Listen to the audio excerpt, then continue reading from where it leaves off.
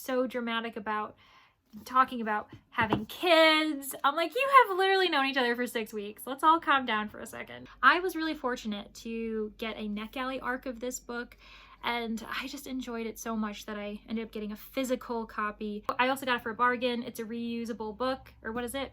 Recycled book.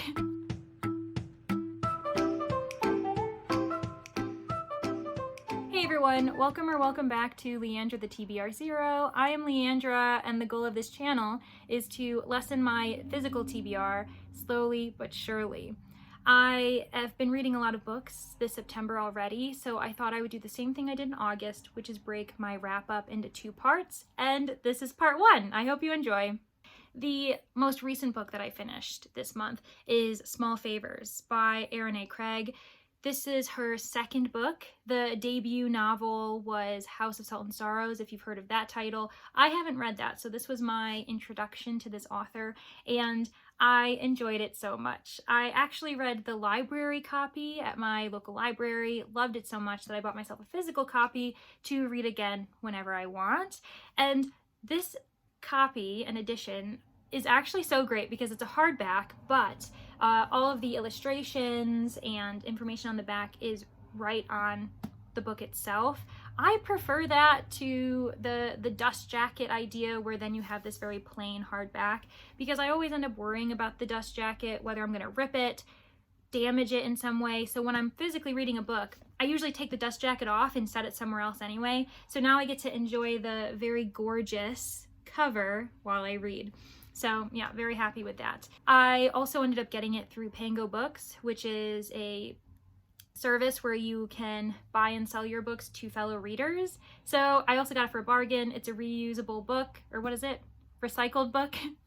And I'm really happy about that too. This is a YA dark fantasy, I would say, because it has a lot of horror and thriller elements, but they're all derived from myths and fairy tales that many of us have known for many years.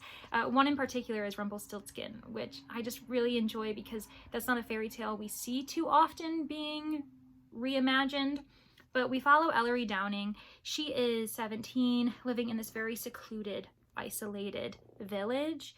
They are surrounded by forest, and it takes many days by horse and wagon to get anywhere when it comes to visiting the big city. And I liked that idea of an isolated setting, especially because the forest that they live within is apparently inhabited by dark creatures and beings, and they protect themselves with light and silver bells that surround the perimeter of the village. And Ellery's family are beekeepers. They're known for their honey production, but Ellery isn't technically allowed to participate in the process because that is up to her twin brother. She's meant to stay at home, do household chores and activities, but she would actually prefer to work with the bees.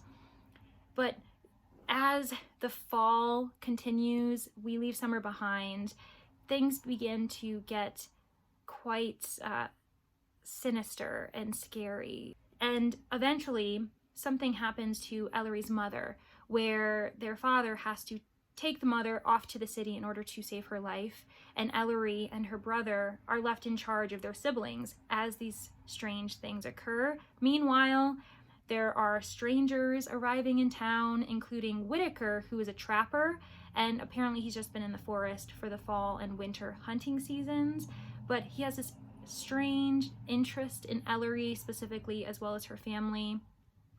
And we begin to wonder, as she falls for him, if he has more sinister intentions.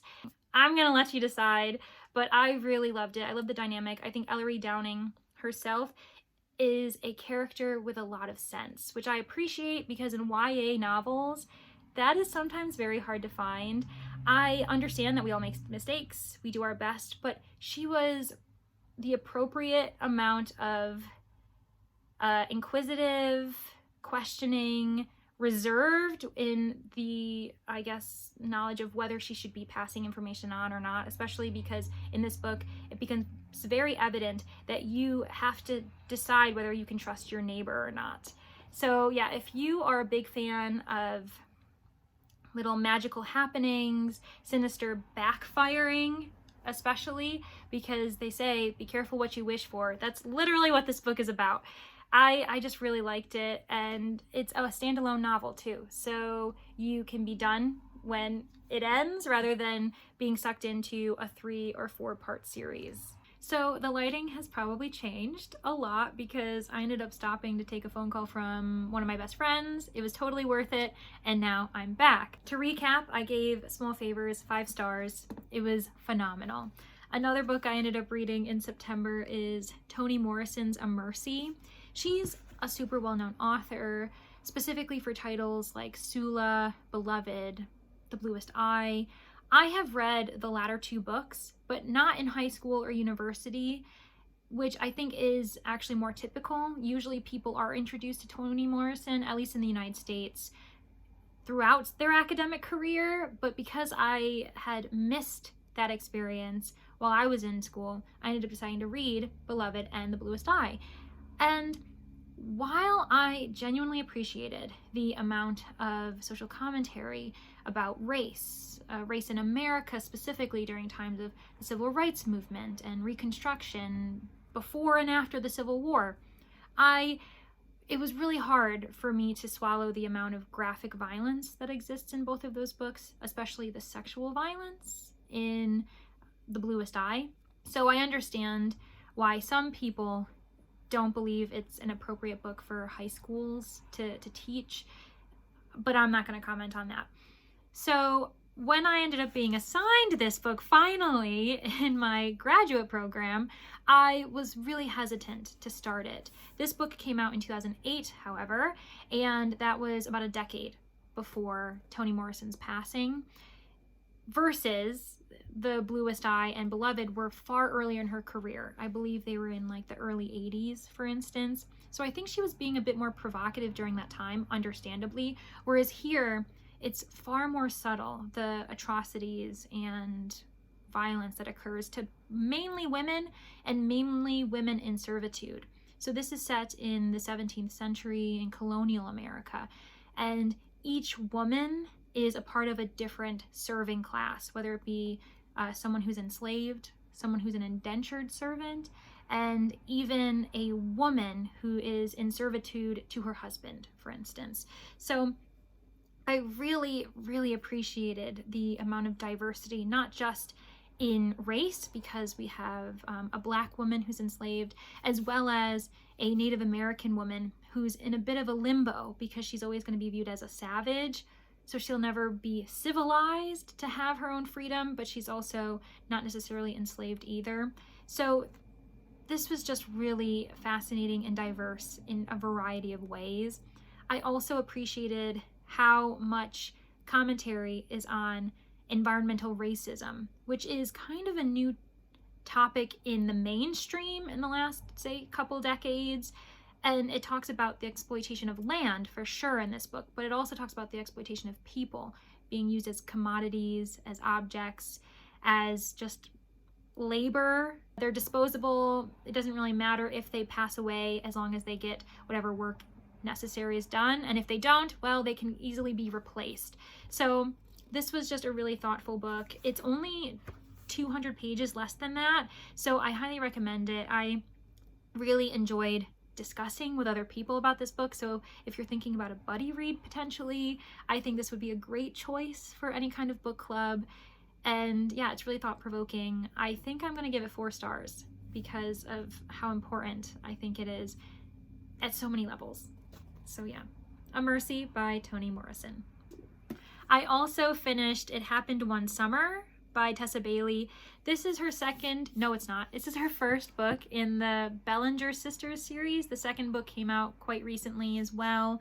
And TikTok, YouTube, Instagram, pretty much any type of platform has been going crazy about this book since its publication, mainly because it's a very spicy romance that is also inspired by the TV show Schitt's Creek. I have watched the first 2 seasons of Schitt's Creek and it is so good. It's genuinely one of the funniest out of the box TV shows that I have watched in a long time, and I've been meaning to pick it up again. So I was really interested to seeing the parallels.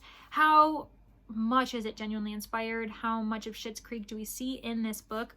And to be honest, we mainly only see it, at least for the most part, in the graphic itself on the cover. Beyond that, I feel like it is very unique, which isn't any type of insult to this book. I think it's better that it was lightly inspired by Schitt's Creek without being so dominantly similar to it, where we're struggling to see the own author's abilities and skills as a writer in her own right. With that said, I don't think I enjoyed this book nearly as much as some hardcore fans. I certainly won't be giving it 5 stars, mainly because it's fun. It really is. I enjoyed the spicy scenes especially, and the chemistry between these two characters is great. My main problems were that there were some moments where it was just too dramatic for me to genuinely take it seriously. So Piper, the main character, she is pretty much an influencer for not really doing anything. She's pretty, she knows how to take pictures in good lighting, she's also rich, so she's pretty much a Kardashian, right? And then we have, what is his name? Brendan, who is a fisherman in this town. I think it's outside of Seattle in Washington. And he's from the hometown where originally Piper's family started, but her own father was a fisherman. He died on his boat. And so when Piper's mother remarried, she and her sister and the mother moved to LA in this very affluent lifestyle. And so she's never really had many responsibilities. And then she gets into significant trouble that makes her father's own business be at risk of losing a lot of profit. So he sends her off to the original village that she grew up in. And of course, that's where we have her get entangled with Brendan. But the reason why I'm saying it's dramatic is because when she realizes she's got to go, her mother, who grew up in that town, is telling her about it. And she leaves off with this really weird, ominous warning about the men in the town, like, oh, be careful of those fishermen, like they'll steal your heart, and then they'll go off and into these dangerous waters, because they do a lot of, like, I think crab fishing and other things that are like super dangerous. I was like, why are you warning her about this? I feel like that's so random. You just telling this, like, your daughter, oh, be careful of those men. I'm like, why don't you actually just tell her to, like, practice balancing her checkbook and stuff? Because I feel like that's going to be more important. So I was like, anyway. So that was really a bit too on the nose. And then there's this other scene where as Piper and Brendan are, they start off kind of as enemies to lovers, and, they're kind of arguing the street, whatever. And her sister comes up and says she's had enough men treating her like shit and, like, calling her dumb and a bimbo and whatever. And I'm like, whoa, why are we airing out her dirty laundry in the street? If she was my sister, I would be really pissed. I'm like, don't tell this random guy who doesn't even know me how bad my love life has been. Why are we being so dramatic? This is happening over a matter of weeks. Like, she's meant to only spend time in the village or in the town for about 3 months, I think. And I do believe the timeline sped up for before then. So the stakes are just so high for them to have only been in a relationship for a couple of weeks. A relationship that is poorly defined, communication isn't as clear as it could be, blah, blah, blah. And so at the end, when they are just so devoted to each other and so dramatic about talking about having kids, I'm like, you have literally known each other for 6 weeks. Let's all calm down for a second. So I don't think that I was as enamored in this love story as other people have been. With that said, I do intend to read the next one, because this is probably not a good sign about this book, but I was far more invested in the romance between, I believe the sister's name is Hannah and Fox, and they're 2 side characters in this one, and I wanted to see them on the page far more than I wanted to see this. So yeah, I don't really know. I've heard that happens, where some people love this one and don't like the second book, whereas others love the second book and weren't for this one. So I'm wondering if that's the case. But yeah, I'm gonna give this 2 stars. I am so sorry. I also finished Some Things Guava Give by Carrie Doyle. This is the second book in her Trouble in Paradise cozy mystery series. We have an amateur sleuth, Plum Lockhart, and she's coming off of her first solved murder case in It Takes Two to Mango. Now she's feeling a bit more confident, but she's also really busy in her own life. She started a new villa rental agency from the ground, and so there's a lot of work to do there. And she's still getting used to her new home, feeling accepted, feeling more like a local and less like a New Yorker who's just there on vacation. I still really enjoy that aspect where I'm fully invested in Plum as a person, not only the mystery that's carrying us through the book. She's one of the people who last saw this person alive, who ends up being discovered murdered on the beach. And we know it's murder this time because the person was strangled. In the first book, it was at first assumed to be an accident and then revealed to be a murder. But here, from the get-go, we know that foul play is involved. And there are so many interesting and odd characters in this book this time. We have a very eccentric German man who reminds me a lot of Tiger King back when that was the sensation during lockdown for a lot of us. There are also characters from Plum's past who are very fake when it comes to their Hollywood images, and they just can't be trusted for sure. And there's just so many other characters involved as well. There's a feud between 2 neighbors, and on the beach that these 2 neighbors share, that's where the murder occurred. So we definitely are trying to figure out and piece together so many different aspects.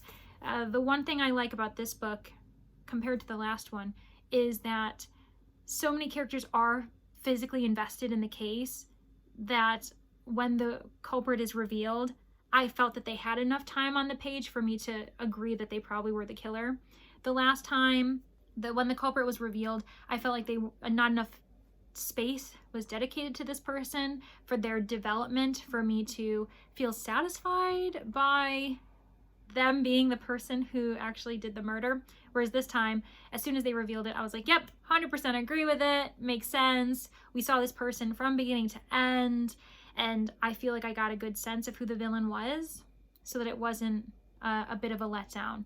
With that said, the first book actually is really good. I still enjoyed it a lot, but I enjoyed this one far more. And I felt as though I understood the world itself far more, in addition to the mystery being really well done. So highly recommend this. It's another 4-star read for me. I'm looking forward to book 3, which is, what is it called? It's a really fun title. The Girl with the Dragon Fruit Tattoo. Yep, so that's book 3, and it comes out in January 2023. Super pumped. And finally, the first book I ended up finishing in September was Murder by the Book. This is an anthology that's edited by Martin Edwards. In the United States, it's published by Poison Pen Press, but in the UK, this is a part of the British Library Crime Classics collection. I was really fortunate to get a Netgalley ARC of this book, and I just enjoyed it so much that I ended up getting a physical copy of the finished product. And I know what some people are gonna say, I hate short story collections. I feel like I can't get invested in the plot and the characters. It all happens too fast. And then suddenly we're on to the next one. But I think this is a great way, especially if you wanna get to know an author before you invest in a full novel, because there are definitely authors in here who wrote during the Golden Age that I know really well. I already know I like them. I loved seeing them in short form as well. But then there are some that I just didn't know existed, but knowing that they have long form works, that they have novels out there, I'm like, well, if I like them in short form, I must like them in the novel form as well. And so now they're on my list of to be reads. And there's so much variety in this collection. It is a collection of biblio-mysteries. So that's why the cover is very cool with the whole bookcase design. So biblio-mysteries means that it's a mystery that involves some type of literary aspect to the crime or solution. There's something bookish about every single mystery, whether it be the clue that solves the cases inside a book. Maybe the culprit is a librarian, maybe the murder victim is an author. This is definitely perfect for anyone who is a bibliophile, who loves books. Of course, Booktube, that means everyone should be reading this book. But like I said, there's also a lot of variety. So sometimes we're getting the perspective of the killer, which isn't super common, or it's a bit more of a thriller, espionage kind of idea, or it's very humorous. There's this one that's called Dear Editor, and it is very surreal and clearly just full of mayhem, and it's from the perspective of the killer, and it's crazy. But then we have others where an amateur sleuth is involved, or a professional detective is brought on the case and then they solve it. So I really like it. I recommend it for those who, again, are trying to get to know which authors they want to try out before investing in a full novel. I gave it 5 stars, hands down. And that's how my September reading is going thus far. I feel really fortunate that I have had so many great reads. They have all been 4 or 5 stars. Besides, It Happened One Summer. I am so sorry again if that really disappoints a lot of you, but I think I'm gonna really enjoy the second book just because of how invested I already was in those 2 characters who will be featured for that particular romance. I have a lot of books that I intend to read for September, the latter half of September as well. I'm currently reading Brightstorm by Vashti Hardy. She is a middle grade adventure novelist, and there's a lot of fantasy in it as well, a lot of world building. I really enjoyed it up to this point. I also fully intend on reading Less is Lost. I just got this in the mail today, actually. It's the sequel to Less by Andrew Sean Greer, who won the Pulitzer Prize for his first book. So I just genuinely cannot wait to dig into this book. I also won a book through a Goodreads giveaway, which never happens. And not only did I win, but I won a physical copy of a book. This is by Vanessa Riley. It's called Murder in Westminster. She's also the author of Island Queen, a book that I have been meaning to read as well, but it is not a mystery at all, but this one is. And it's actually through Kensington, if you're interested. But I have a lot of books on the horizon, obviously. I'm really looking forward to it. If you enjoyed the video, give it a like, consider subscribing, and also let me know if you've read any of the books I've just listed off that I've read, because they're fresh in my mind and I really want to talk about them. So thank you everyone so much. I hope you have a great day, week, month, all of the above. Bye!